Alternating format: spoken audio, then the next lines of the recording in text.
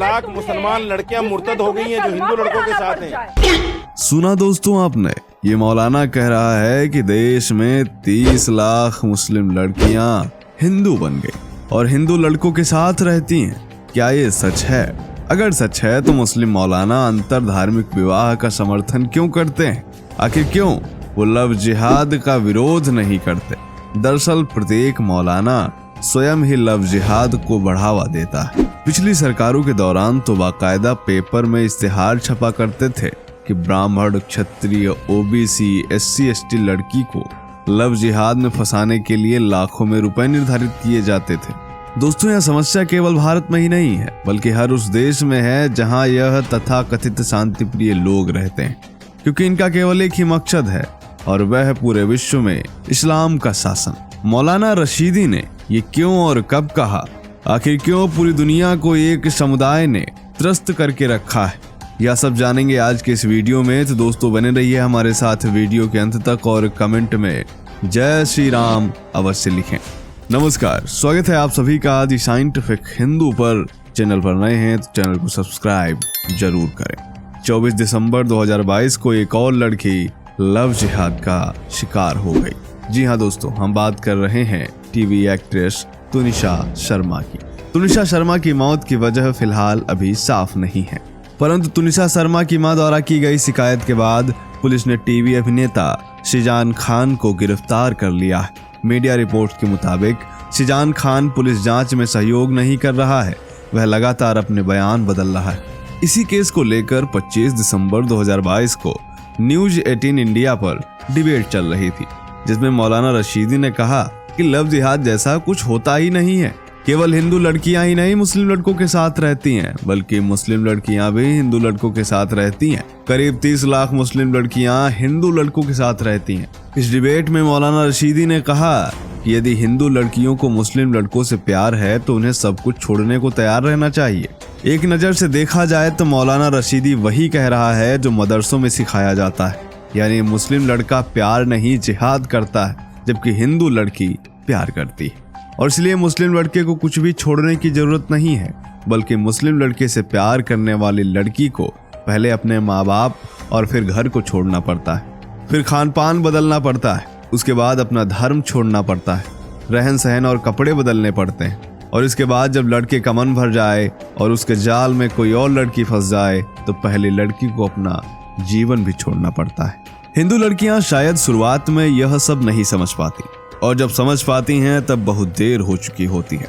Love जिहाद से हिंदू लड़कियों को बचाने के लिए अनेकों हिंदू संस्थाएं काम कर रही, परंतु आंकड़ों की माने तो लव जिहाद की समस्या दिनों दिन गंभीर रूप लेती जा रही है। एक रिपोर्ट के मुताबिक अकेले हरियाणा राज्य में हर साल 250 लड़कियां लव जिहाद के नाम पर बलि चढ़ रही हैं। इसके अलावा बिहार, उत्तर प्रदेश, दिल्ली, कर्नाटक सहित हर एक राज्य इससे अछूता नहीं है।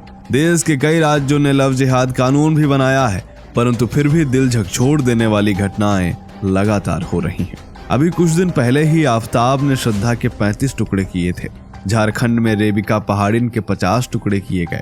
अनुपमा गुलाटी, कविता रानी, निधि गुप्ता आदि ना जाने कितनी लड़कियों की लंबी चौड़ी लिस्ट है, जिनके केवल नाम लेने लगूं तो घंटों गुजर जाएंगे, परंतु लिस्ट खत्म नहीं होगी। हर एक हिंदू लड़की जब किसी मुस्लिम लड़के से प्यार करती है तो वो यही कहती है कि मेरा वाला औरों जैसा नहीं है, परंतु हकीकत यह है कि हर एक अब्दुल एक ही सोच रखता है, क्योंकि हिंदू धर्म और इस्लाम में जमीन आसमान का अंतर है। आप कभी मंदिर नहीं जाते, किसी देवी देवता को नहीं मानते, कोई धर्म ग्रंथ नहीं पढ़ते, न ही आप कोई सामाजिक कार्य करते हैं, फिर भी आप हिंदू ही कहलाएंगे। परंतु एक मुस्लिम को मस्जिद जाना जरूरी है, नमाज पढ़ना जरूरी है, अपने कौम के लिए ज़कात देना जरूरी है, कौमी कार्यक्रम में हिस्सा लेना जरूरी है, मस्जिद से दिया गया हुक्म मानना जरूरी है। यदि कोई मुसलमान यह नहीं करता है तो पूरी कौम उसे बहिष्कृत कर देती है। उदाहरण के तौर पर भारत के पूर्व राष्ट्रपति और मिसाइल मैन कहे जाने वाले महान वैज्ञानिक APJ अब्दुल कलाम को ही ले लीजिए। आपको जानकर हैरानी होगी कि विश्व प्रसिद्ध इस महान इंसान के जनाजे में मात्र गिने चुने मुस्लिम ही शामिल हुए थे, क्योंकि उन्हें ये लोग मुसलमान नहीं मानते थे। इस विषय में तमिलनाडु तौहीद जमात के नेता जैनुलबुद्दीन ने बयान भी दिया था कि उनका नाम अब्दुल कलाम हो सकता है, लेकिन वो मुसलमान नहीं थे, क्योंकि उन्हें कुरान से ज्यादा गीता पर विश्वास था। दोस्तों, ये लोग अब्दुल कलाम के जनाजे में शामिल नहीं हुए, परंतु याकूब मेमन के जनाजे में, बुरहान वानी के जनाजे में करोड़ों की संख्या में शामिल हुए। अब आप सोच सकते हैं कि असली मुसलमान कौन है, उसकी सोच क्या है।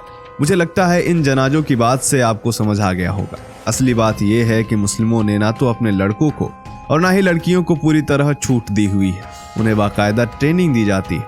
लव जिहाद के मामलों में ज्यादातर मुस्लिम लड़कियां ही हिंदू लड़कियों को बहकाकर मुस्लिम लड़कों से मिलवाती हैं।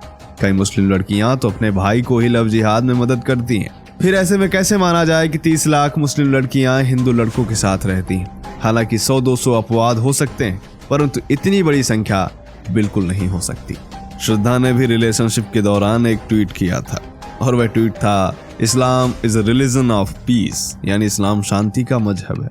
हालांकि श्रद्धा के तो 25 पीस हो गए, और शांति तो अफगानिस्तान, सीरिया और इराक में भी नहीं है, जहां केवल और केवल शांति प्रिय मजहब ही है। हमने जो कुछ भी कहा है उसके सबूत इंटरनेट पर भरे पड़े हैं, आप चेक कर सकते हैं।